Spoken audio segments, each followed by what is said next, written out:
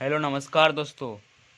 आप लोगों के पसंदीदा YouTube channel Faisal study point पे आप लोगों का वेलकम है। आज हम लोग क्लास 10th के एनसीईआरटी का मैथमेटिक्स लेसन 1 का एक्सरसाइज 1.2 का एक नंबर क्वेश्चन को समझेंगे। तो एक नंबर क्वेश्चन को समझने से पहले आप लोगों से मेरा रिक्वेस्ट है कि वीडियो को स्किप नहीं कीजिएगा, क्योंकि स्किप करने से आप लोगों को समझने में दिक्कत हो सकती है। और चलिए फिर वीडियो को हम लोग स्टार्ट करते हैं।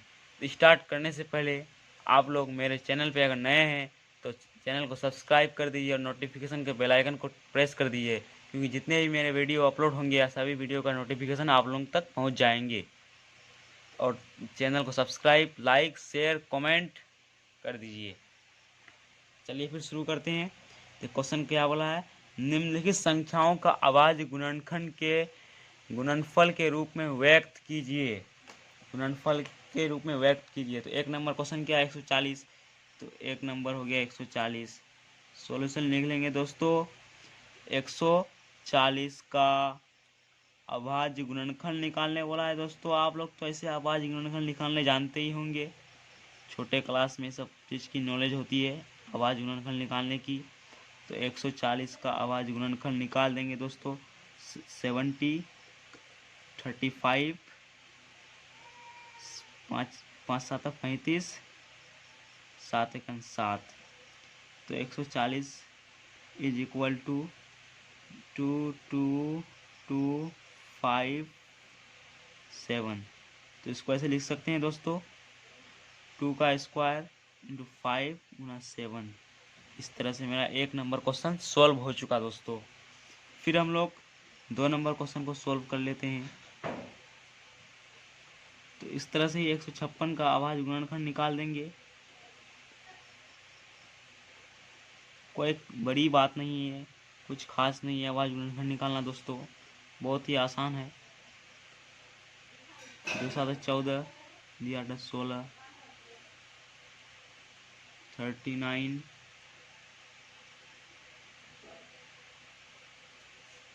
तो हो गया दोस्तों 156। 2 का स्क्वायर इंटू 3 इंटू 13। समझ में आ गया दोस्तों आप लोगों को, इस तरह से ही होगा दोस्तों। उसके बाद 3 नंबर क्वेश्चन को समझ लेते हैं दोस्तों। 3 नंबर क्वेश्चन में क्या कहा दोस्तों, 3825 का अभाज्य गुणनखंड। इसको थोड़ा सा करने में टफ हो सकती है दोस्तों, कोई दिक्कत नहीं है, कोई बड़ी बात नहीं है। तो 3825 लिख देंगे दोस्तों। तो कितने से कटेंगे दोस्तों, 3 3 दूना 6, 3 चौका 12, 3 चौका 12, 3 दूना 6, 2 3 7 21 होगा दोस्तों। 3 चौका 12 नहीं, 3 7 21, 3 5 15। फिर 3 से जाएंगे तो 3 चौका 12, 3 दूनी 6, 3 5 15। फिर 5 से जाएंगे दोस्तों, 5 8 40, 5 25। फिर 5 से जाएंगे दोस्तों, 5 1 5, 5 25, 5 7 35। उस तरह से लिख देंगे दोस्तों। 3850 इज इक्वल टू 3 का स्क्वायर गुना 5 का स्क्वायर गुना 7। ये हमारा आंसर फाइनल निकल गया। इसी तरह से 4 नंबर क्वेश्चन को समझेंगे दोस्तों।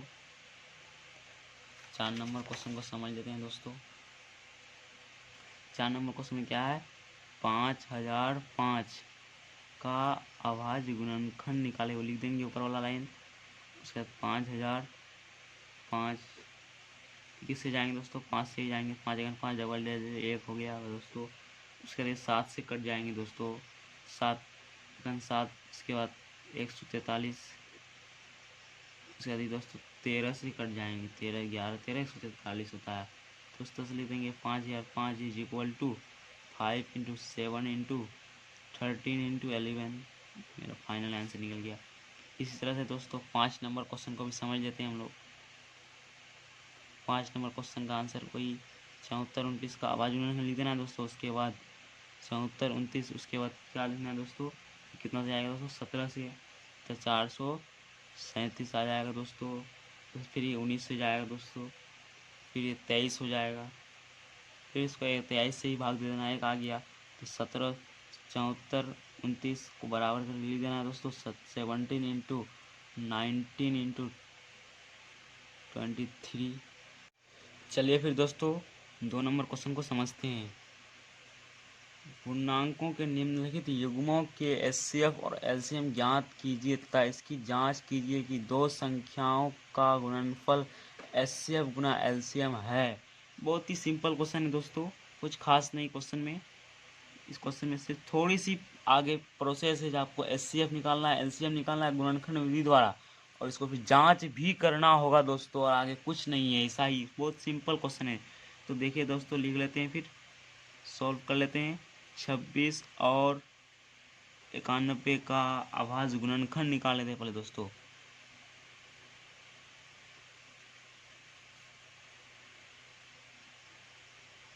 अभाज्य गुणनखंड निकाले दोस्तों, तो 26 हो गया दोस्तों, तो 2 ये जाएगा 13 दोस्तों, 91 तो 7 13 7 91 दोस्तों, तो 26 is equal to 2 into 13, 91 is equal to 7 into 13। तो आप तो लोग जानते ही होंगे, एक फार्मूला होता है, एक नियम होता है एचसीएफ निकालने के लिए। जो कॉमन आ रहा है उसका लोएस्ट पॉइंट को लिया जा रहा है। एचसीएफ कैसे निकाला जाता है? अभाज्य गुणनखंड विधि से। जो कॉमन आ रहा है उसका लोएस्ट पॉइंट, इसमें कॉमन क्या आ रहा है दोस्तों? 13 इंटू 13, इसका लोएस्ट पॉइंट तो वही 13 ही है, तो एचसीएफ बराबर 13 हो गया। तो एलसीएम निकालने का क्या तरीका होता है दोस्तों? जो कॉमन आ रहा है उसका हाईएस्ट पॉइंट और बाकी जितना बचा उस सबको लिख देना है। तो इसमें कॉमन 13 ही आ रहा है, इसका हाईएस्ट पॉइंट तो कुछ है नहीं दोस्तों, तो हमको 13 ही लिख देना है। उसके बाद बाकी जो बचा सबको लिख देना है, तो बाकी 2 बच गया, 7 बच गया, तो 2 गुना 7 लिख देंगे दोस्तों। 13 गुना 26, 26 7 कितना हो दोस्तों? 182। एलसीएम इतना निकल गया दोस्तों। अब फिर इसका फिर हमको जांच भी करना होगा दोस्तों, जांच भी करना होगा। तो चलिए फिर जांच करते हैं। जांच करने के लिए फॉर्मूला होता है दोस्तों HCF A B into LCM A B बराबर, दोस्तों देख लीजिए दोस्तों, यहाँ लिखा हुआ है एचसीएफ गुना एलसीएम, तो एचसीएफ इंटू एलसीएम। तो एचसीएफ ए बी कितना है दोस्तों? एचसीएफ ए बी 13 है, 13 इंटू एलसीएम ए बी कितना है दोस्तों? 182 है, तो 182 हो गया दोस्तों। और एचसीएफ गुना एलसीएम, तो एचसीएफ कितना है? एचसीएफ गुना एलसीएम मतलब जो पहला ये इसका इसको मल्टीप्लाई करना, पहला गुना दूसरा अंक, 26 गुना 91 कर देना दोस्तों। उसके बाद इन दोनों को गुना करने पर दोस्तों हमारा 2366 आएगा दोस्तों, और ये दोनों को गुना करने पर 2366 आएगा। तो दोनों तरफ इक्वल हो गया, दोनों साइड जब इक्वल हो गया तो इसलिए LHS is equal to RHS। तो हो गया हमारा जांच, दोनों तरफ इक्वल है दोनों साइड, तो प्रूव्ड हो गया। फिर भी हमको प्रूव करने नहीं बोला दोस्तों, प्रूव नहीं लिख सकते हैं, लेकिन दोनों तरफ इक्वल हो गया ना दोस्तों। इस तरह से 1 नंबर क्वेश्चन समझ गए हम लोग। फिर 2 नंबर क्वेश्चन समझते हैं दोस्तों। 2 नंबर में क्या बोला था दोस्तों? 510 और 92 का अभाज्य गुणनखंड से जांच करना है। भाई अभाज्य गुणनखंड निकाले, अभाज्य गुणनखंड निकालना है दोस्तों। तो चलिए फिर 510 लिख देते हैं दोस्तों। ये 2 से जाएगा तो 2 से जाएगा 255, फिर 3 से जाएगा दोस्तों 85, फिर 5 से जाएगा दोस्तों 17, तो वही। तो पहले फिर 93 का निकाल देते हैं दोस्तों। 7 2 से जाएगा दोस्तों, छोड़ी 46, फिर 2 से जाएगा दोस्तों 23, फिर 23 से आएगा, तो उस तरह लिख देंगे दोस्तों। 510 is equal to 510 is equal to 2 into 3 into 5 into 17, उसके बाद 92 is equal to 2 into 2 into 23 into 23। तो फिर एचसीएफ एलसीएम निकालना है दोस्तों। एचसीएफ ए बी बराबर, तो एचसीएफ निकालने के लिए हम क्या बताए दोस्तों? जो कॉमन आ रहा है उसका हाईएस्ट पॉइंट। तो इसमें कॉमन क्या आ रहा है दोस्तों, तो इसको हम 2 × 2 को ये लिख सकते हैं दोस्तों, 2 का स्क्वायर लिख सकते हैं ना, 2 का पावर लिख सकते हैं। तो लिख लिए दोस्तों। तो कॉमन क्या क्या आ रहा है मेरा, 2 और 2 आ रहा है। तो इसका लोएस्ट पॉइंट को लिखना है हमको। तो लोएस्ट पॉइंट क्या है दोस्तों, मेरा 2 ही है। लोएस्ट पॉइंट तो ये है ना सर, ये है ना दोस्तों, ये तो हाईएस्ट पॉइंट है। तो लिख दिए। उसका एलसीएम निकालने के लिए क्या तरीका है दोस्तों, आप लोगों को बताया पहले क्वेश्चन पे, जो कॉमन आ रहा है उसका हाईएस्ट पॉइंट को लिखना है दोस्तों, और उसके बाद जो बाकी सबको फिर लिखना है। तो इसमें कॉमन कौन आ रहा है दोस्तों, 2 और 2। इसका हाईएस्ट पॉइंट क्या है दोस्तों, 2 का पावर 2। तो 2 का पावर 2 लिख देंगे दोस्तों। बाकी क्या बच गया दोस्तों, 3 बच गया, 5 बच गया, 17 बच गया, 23 बच गया। इन तीनों को मल्टीप्लाई कर देंगे। मल्टीप्लाई करने पर 23,460 आएगा दोस्तों। फिर इसको हमको जांच भी करना होगा दोस्तों। तो चलिए फिर जांच करते हैं।